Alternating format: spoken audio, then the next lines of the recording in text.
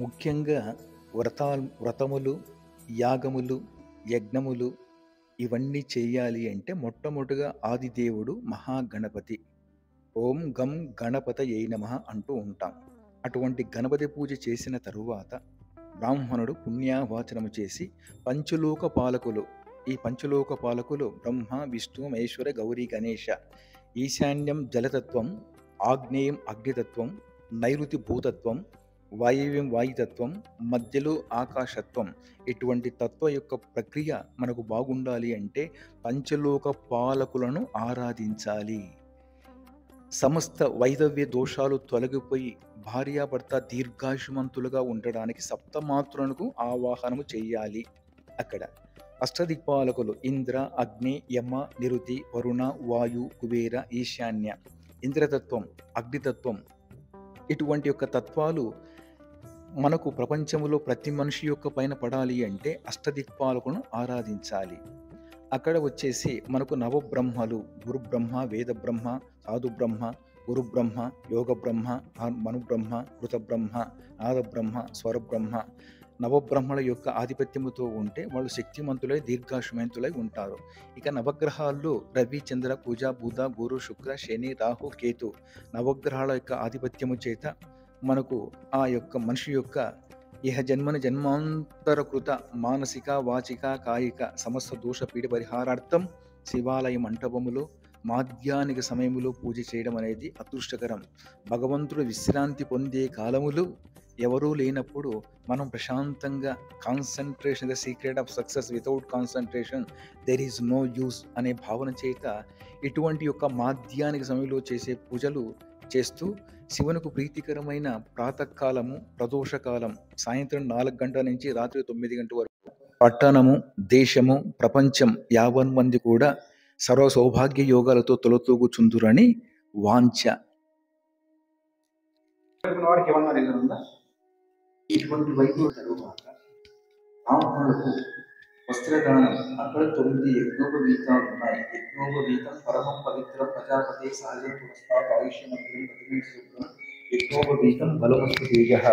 9 మంది బ్రాహ్మణులు ఇటువంటి అరణ్యవాసం, అజ్ఞాతవాసం ఇంత దూరం రావాలి అంటే కష్టమనే భావన చేత ఉంటారు. కాబట్టి అక్కడ 9 యజ్ఞోపవీతాలు ఒక వస్త్రం పైన పెట్టి చేస్తే నవబ్రహ్మణులుగా నవబ్రాహ్మణులు వచ్చి పూజ చేస్తే ఎంత సత్ఫలితం ఉంటుందో కర్తవులకు, వాళ్లకు, ఆయా దంపతులకు ఆ పూజా ఫలితం 9 మంది బ్రాహ్మణుల చేత చేసే పూజా ఫలితం వాళ్లకు చెందుతున్న ప్రతీతి. కాబట్టి శాస్త్రానుసారము అక్కడ పురోహితులకు వస్త్రదానం చేస్తే వాళ్లకు దీర్ఘాయుష్మంతులై వాళ్ళ యొక్క పిల్లలకు, పాపలకు వాళ్ళ యొక్క వంశాభివృద్ధి, గోత్రాభివృద్ధి అయి వాళ్లకు మంచి జరుగుతున్న ప్రతీక కోసమే వస్త్రదానం చేసేది. ఇంకా గోహత్య, స్త్రీహత్య, శిశుహత్య, గురుహత్య, బ్రాహ్మణ హత్య, పంచమహాహత్య దోష పీడ పరిహారం కోసము ఏదైనా అటుకులు దానము, పప్పులు దానము, అక్కడ ఏదైనా పసుపు కుంకుమ, పసుపు కొమ్మలు, అక్కడ శని వీక్షణ కోసం అక్కడ తెలలు, తిలాభిషేకం కోసం, తెలలు అంటే నువ్వులు, అక్కడ తెల నుంచి వచ్చిన తైలం, అటువంటి తైలం దానం ఇచ్చిన, అక్కడ వచ్చేసి మనకు వస్త్రదానం చేసిన, ఇంకా కూష్మాండంతో సహా అక్కడ పూర్ణ కలశంతో కొబ్బరి బోండం దానం చేసిన, అక్కడ అపమృత్యు దోష పీడ పరిహారార్థం ఉప్పు, చింతపండు, బెల్లము దానం చేసిన వాళ్ళ యొక్క వంశము, వాళ్ళ యొక్క గోత్రము, పుత్ర పౌత్ర వంశం అభివృద్ధి అయిపోయి వాళ్లకు సమస్త దోష పీడ పరిహారం కోసము ఇటువంటి నవగ్రహము యొక్క శాంతులు చేసి ఆ గ్రహము యొక్క ఆగ్రహము తగ్గించి గ్రహము యొక్క అనుగ్రహం పొందడానికి చేసే క్రియ ఈ యొక్క క్రియ. ఇటువంటి అరణ్యవాసములో, అజ్ఞాతవాసములో, ఆశ్రమాల్లో చేసే ఫలితం అశ్వమేధ యాగము చేసినంత పుణ్య ప్రదముగా ప్రవచనకర్తలు చెప్తూ ఉంటారు, మనం వింటూ ఉంటాము.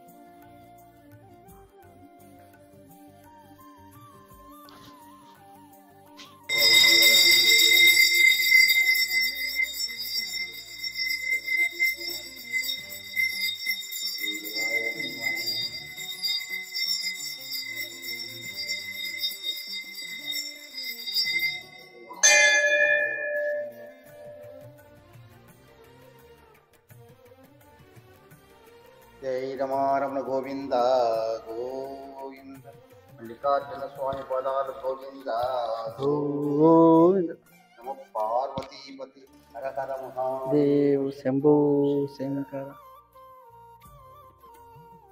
నా పేరు పోతన్న. కోన కన్వాశ్రమం అంటారు ఇక్కడ. చిన్నతనం నుండి ఇక్కడ ఉండాను. ఇక్కడ కోన కన్వాశ్రమం అంటే ఇంతకుముందు 1950లో చితలం అయిపోయినదే కోన అంజనీదేవి అని ఇక్కడ వచ్చేది. ఆయన వచ్చిన తర్వాతని ఇదంతా డెవలప్మెంట్ చేశారు. తర్వాత ఆయన వచ్చేసి 75లో స్వామి విష్ణుదాస్ అని వచ్చారు కోనకి. ఆ స్వామి వచ్చి నుంచి ఇంకా డెవలప్మెంట్ చేశారు ఇక్కడ. తర్వాత ఆయన 77 కాలం అయిపోయింది. అప్పటి నుండి చాలా ఇప్పుడు వచ్చిన భక్తాదులకి అన్నదానము సౌకర్యం అంతా స్వామి చేసి 3 సంవత్సరాలు అయిపోయింది. అమ్మ స్వామి విష్ణుదాస్ అని ఉత్తరప్రదేశ్ నుంచి వచ్చారు. వచ్చి ఇక్కడంతా ఇదంతా ఇంప్రూవ్మెంట్ చేసి ప్రతి ఒక్క రూపాయి కూడా స్వామి నిస్వార్థంగా ఇక్కడ సేవ్ చేసి ఇంతవరకు డెవలప్మెంట్ చేశారు. ఆ స్వామి 3 సంవత్సరాలు అయిపోయింది, కాలం అయిపోయింది. ఆ స్వామి పేరు విష్ణుదాస్ అని. ఆ స్వామి వచ్చి నుంచే కోనని కొంచెం పబ్లిక్గా ఇక్కడ అయితే కనపరుస్తున్నాడు. అంతకుముందు కోన అంటే ఎవరు అనుకుంటారు. కోన అంటే కోన కన్వాశ్రమం అంటే కన్వా మహర్షి తపస్సు చేసే స్థలం ఇది. అందుకే కోన కన్వాశ్రమం అంటారు. కోన అంటే ఇంకా పార్లపల్లి కోన ఇవన్నీ ఉన్నాయి కాబట్టి ఇది పెనుగొండ మండలం వెంకటగిరి పళ్ళెము. ఇక్కడ కోన కన్వాశ్రమం అని గురించి ఇక్కడ వచ్చి ఈ కోన మల్లేశ్వర స్వామి. కోన మల్లేశ్వర స్వామి అంటే ఇక్కడ ఎవరు వచ్చినా కూడా ఏదన్నా ఒక బాధగా వచ్చినా కూడా ప్రశాంతమైన స్థలం ఇది. ఎవరు వచ్చినా కూడా వచ్చి ఇక్కడ రాత్రి నిద్ర చేసినా కూడా చాలా పవిత్రమైన స్థలం ఇది. కాబట్టి వాళ్ళు అందుకే కోనలో ఇక్కడ మల్లికార్జున స్వామి అంటారు. ఇక్కడ పాండురంగ స్వామి ఆలయము, తర్వాత వచ్చేసి అక్కడ వెంకటరమణ స్వామి, వినాయకుని గుడి, ఇక్కడ అంజనీదేవి సమాధి, అయ్యప్ప స్వామి టెంపుల్, తర్వాత ఇవన్నీ ఉన్నాయి. నేను గురువులు ఉన్నారు ఇంకా స్వామి. అంటే చిన్నతనం నుండి నేను ఉంటాను. 60లో నుంచి ఇక్కడ కోన అమ్మ అని ఆయన సాగిండేది. అప్పుడు చిన్నతనం నుండి ఇక్కడ చూసిన. అప్పుడు మేము చిన్నప్పుడు చితలం అయిపోయింది ఇదంతా. అప్పుడు చిన్నప్పుడు కరెంట్ లేదు, రోడ్లు లేవు. స్వామి విష్ణుదాస్ వచ్చి ఇవన్నీ డెవలప్మెంట్ చేశారు. 3 సంవత్సరాలు అయిపోయింది. మొన్న 9వ తారీఖు స్వామి 3వ ఆరాధన అయిపోయింది. కానీ ఆయన ద్వారానే కొంచెం ఇంప్రూవ్మెంట్. ఇంతకుముందు అంజనీదేవిని ఉంది, ఆయన కూడా కొంచెం డెవలప్మెంట్ చేశారు.